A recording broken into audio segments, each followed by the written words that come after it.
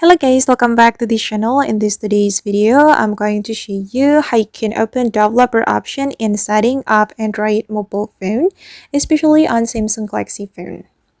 Okay, let's get started guys. First thing first, you need to go to your setting, and if you want to open the developer option, you have to activate the developer mode, and I'm going to show you how you can activate the developer mode. You can go to about phone, and you're going to scroll down and tap on the software information, and here you can tap on the build number a few times until the developer mode has been activated. I'm going to tap on that like this.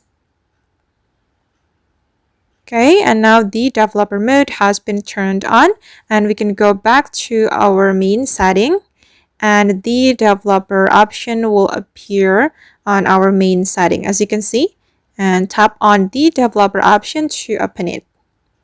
Okay. Alright guys, and that's all the way to open developer option in setting up Android mobile phone, especially on Samsung Galaxy phone. I hope this video will be useful for you. Thank you so much for watching. And if you found this tutorial useful, don't forget to like, comment, share, and also subscribe to this channel. See you in the next video.